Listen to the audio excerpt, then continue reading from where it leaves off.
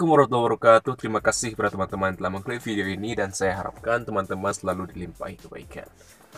Baik, kali ini kita akan menambah pengetahuan lagi seputar COVID-19, yang mana pada video kali ini saya hanya akan menyampaikan beberapa istilah baru seputar COVID-19, dan semoga dengan pengetahuan baru ini teman-teman bisa mengerti dengan hal-hal yang berkaitan dengan COVID-19, karena pemerintah sudah mengganti istilah-istilah seperti OTG, PDP, kalau gitu, suspek dan sebagainya gitu. Nah, pada kali ini kita akan membahas tentang updateannya. Mari kita mulai. Nah, ini adalah lanjutan dari episode sebelumnya. Baik, berikutnya itu adalah symptomatic atau symptomatic. Nah, symptomatic itu artinya adalah bergejala. Jadi kalau ada orang-orang yang positif COVID-19 dan ternyata memiliki gejala-gejala COVID-19 seperti demam, sesak nafas, batuk kering, nah maka dia disebut sebagai symptomatic atau pasien positif yang simptomatik. Jadi dia positif COVID-19 dan punya gejala-gejala yang menunjukkan bahwa dia kena COVID-19. Yang mana setelah ia mengalami gejala tersebut, lalu ia dites dengan metode rapid atau metode swab test, dan ternyata hasilnya itu reaktif atau positif, maka dia disebut sebagai orang yang positif COVID-19,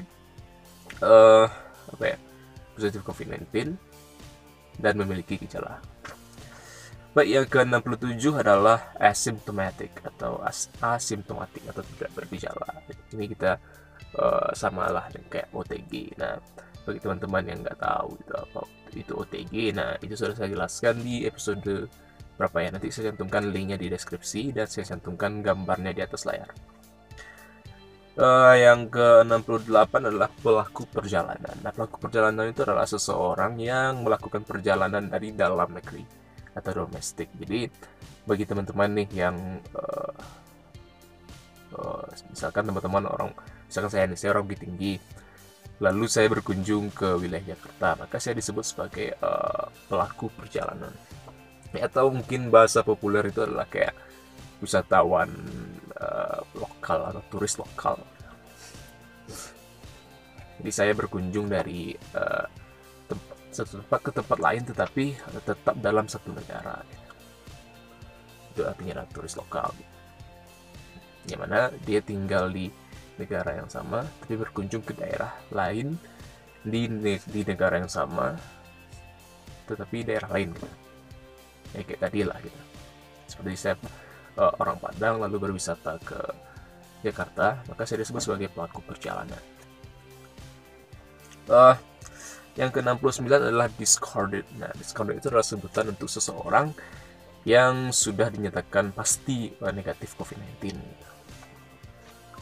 Nah, seseorang itu baru dapat dikatakan sebagai discarded kalau yang pertama itu adalah seseorang dengan status suspek dengan hasil pemeriksaan PCR 2 kali negatif selama 2 hari berturut-turut dengan selang waktu lebih dari 24 jam. Jadi kalau teman-teman nih dinyatakan sebagai suspek, karena suspek itu artinya adalah orang yang terduga terkena COVID-19 gitu. Karena saya paling males gitu menjelaskan berulang-ulang, maka teman-teman bisa menonton video saya di di episode berapa ya, nanti saya cantumkan linknya di deskripsi. Seseorang baru dapat dikatakan sebagai discarded apabila pertama, seseorang dinyatakan dengan status suspek. Jadi kalau misalkan teman-teman nih baru pulang nih dari Brazil gitu kan, dan ternyata Brazil itu kan termasuk negara nomor 2 ya dengan mengidap COVID-19, positif COVID-19 tertinggi di dunia, yang nomor 2 di dunia gitu. Nah, teman-teman baru pulang dari sana, lalu teman-teman pulang ke Indonesia, dan tentunya orang akan langsung, atau petugas medis akan langsung mencap teman-teman sebagai tersangka, walaupun teman-teman belum tentu positif, tapi teman-teman dianggap sebagai tersangka orang yang positif COVID-19. Nah, karena teman-teman baru pulang, tentunya teman-teman harus melakukan isolasi mandiri selama 14 hari. Nah, dan pada saat teman-teman baru pulang dari Indonesia misalkan,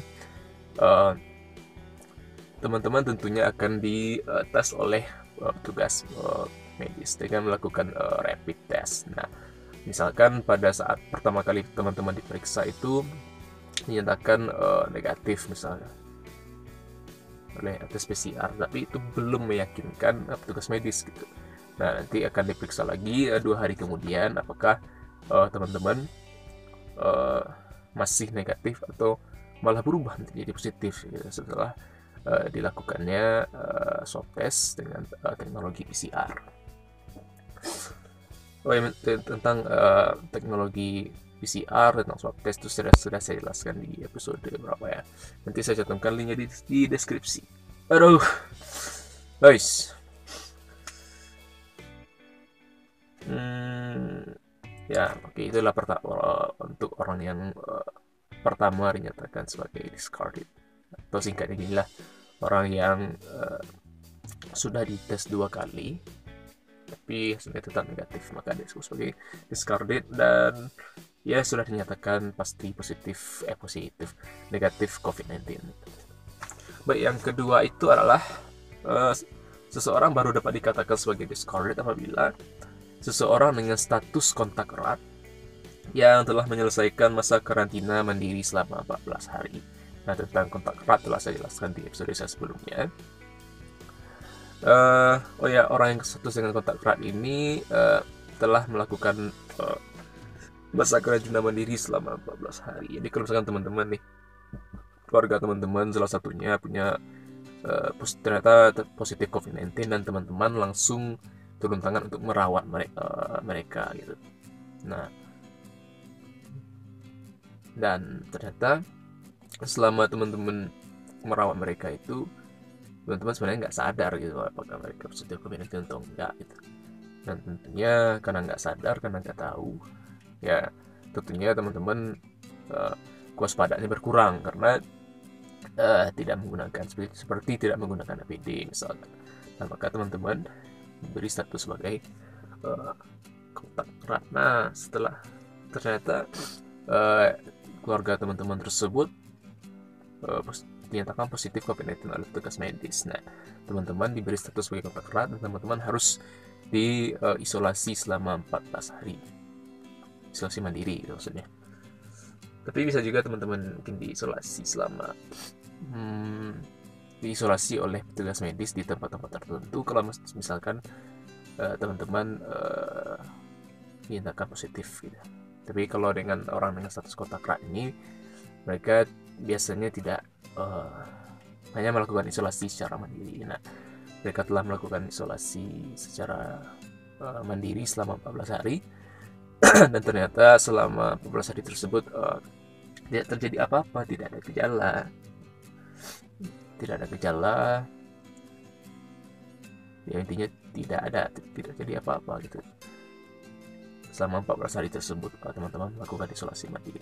Nah, teman-teman yang berstatus kontak erat dan telah melakukan isolasi selama 14 hari dan dinyatakan bukan dinyatakan ya, intinya inilah, teman-teman sudah melakukan isolasi mandiri selama 14 hari dan ternyata nggak terjadi apa-apa gitu.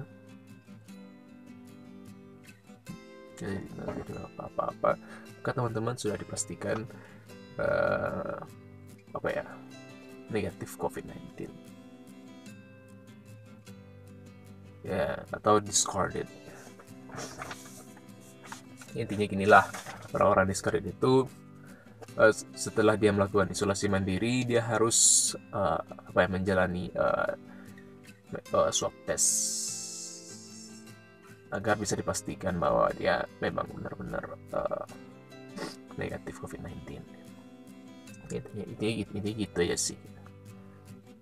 Intinya adalah di metode swab test. Nah, seperti yang telah saya jelaskan di video saya sebelumnya, bahwa metode swab test itu adalah metode yang paling akurat untuk menentukan seseorang positif atau negatif COVID-19. Walaupun mungkin tesnya tidak mungkin bisa keluarnya baru 1 atau 2 hari kemudian setelah waktu pengetesan.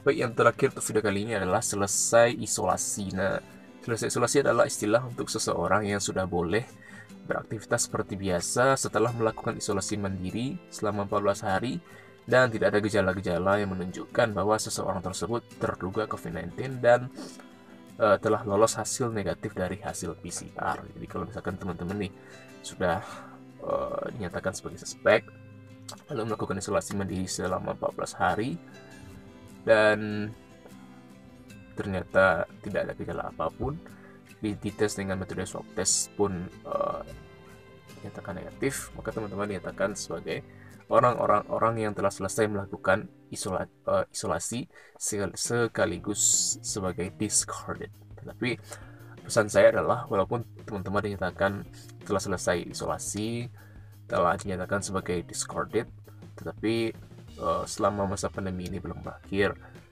saya sarankan untuk teman-teman tetap mematuhi protokol kesehatan. Oh ya, video mengenai protokol kesehatan telah saya jelaskan di video saya sebelumnya. Nanti saya cantumkan linknya di deskripsi. Baik, terima kasih. Mungkin segitu saja untuk video kali ini. Dan terima kasih telah menonton video ini sampai habis. Saya yakin video ini saya sangat berguna untuk membantu teman-teman memahami berbagai istilah-istilah seputar COVID-19 biar teman-teman nanti gak bingung gitu. Apa sih yang pemerintah ini bicarakan? Kayak kasus probable lah, kasus konfirmasi lah, apa tadi itu? Discarded lah, apa gitu ya? Discarded, pelaku perjalanan lah, gitu kan? Nah, dengan menonton video ini, saya yakin teman-teman akan mengerti. Oh, ternyata ini toh bedanya gitu. Tapi kalau misalkan teman-teman nih belum mengerti gitu dengan pemaparan yang saya jelaskan, teman-teman bisa menonton video ini dari awal ya, dari video saya yang berjudul Kenalan Dulu Yuk. Nah, teman-teman menonton dulu dari sana, lalu maraton dari episode 1, 2, 3 sampai sekarang supaya teman-teman paham gitu gimana sih alur dari konten di channel ini gitu. Ya, teman-teman boleh lah kayak menganggap orang-orang ini cuma akalan-akalan buat nambah-nambah view aja gitu. Ya memang gitu. Dan mungkin teman-teman menuduh gitu, orang-orang ini cuma biar nambah watching time aja gitu. Ya memang gitu. Tapi itu hanya hanya side effect aja gitu, hanya efek samping aja. Tapi memang pengetahuan yang saya paparkan ini memang berguna gitu. Karena kalau teman-teman tidak mengerti dengan istilah-istilah yang dipakai, ya saya yakin teman-teman akan bingung gitu. Nah, di channel ini saya membantu teman-teman untuk memahami berbagai istilah yang ada tersebut, di mana dari episode pertama sampai sekarang itu saya menerangkan tentang COVID-19. Tetapi nanti kalau misalkan saya telah selesai KKN-nya, nanti kita bahas nanti tema-tema yang lain itu, atau tema-tema yang lebih casual, nah, tema yang lebih santai lah gitu. Nanti kita bicara tentang film, tentang politik mungkin, filsafat. Nah, tenang aja, nanti saya jelaskan dengan cara yang sesederhana mungkin. Baik, itu segitu saja. Kalau suka video ini silahkan like, dan kalau nggak suka dislike aja. Bagi yang mau subscribe silahkan subscribe. Bagi penasaran dengan konten di channel ini, silahkan aktifkan lonceng yang ada di sebelah subscribe bagi yang belum. Dan apa lagi ya? Oh ya, tetap dukung konten-konten channel yang bermanfaat bagi masyarakat. Baik, insyaallah. Terima kasih sudah teman-teman telah menonton video ini sampai habis. Dan insyaallah kita bertemu lagi di video-video berikutnya.